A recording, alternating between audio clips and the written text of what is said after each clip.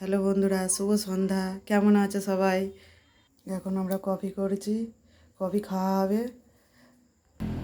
চা coffee ready হয়ে গেছে আমাদের। এবারে বিস্কুট দিয়ে খাবো, আর থাকবে চানাচুর মুড়ি। ওদিকে আমার মেয়ে খেতে শুরু করে দিয়েছে, বাটিতে করে খায়। কফিটা খেতে খুবই সুন্দর হয়েছে। শীতের সময় চা অথবা কফি খেতে খুবই ভালো লাগে। আমাদের কফি খাওয়ার পরেই গরম হচ্ছে, তাই সোয়েটারটা খুলে ফেলছি।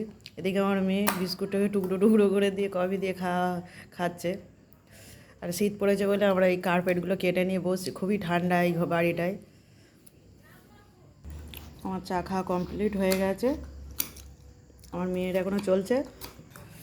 আর রাতে আটার রুটি খাওয়া হবে, তাই আটাটাকে একটু চেলে নেব।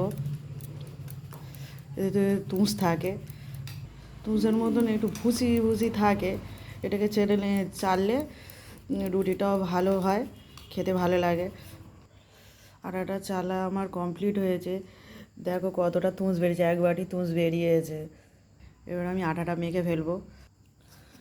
আটাটা আমি মাখছি। আটার রুটি খাওয়া খুবই ভালো।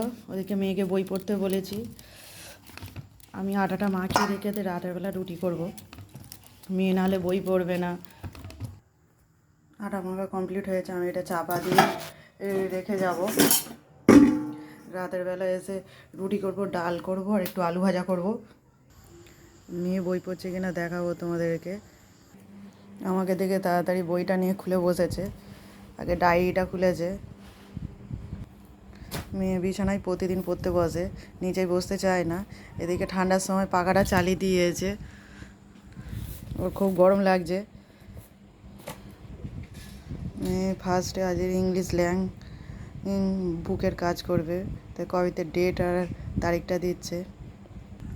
আজ এই পর্যন্ত বন্ধুরা, পরের ভিডিওতে দেখা হবে। Tata, by.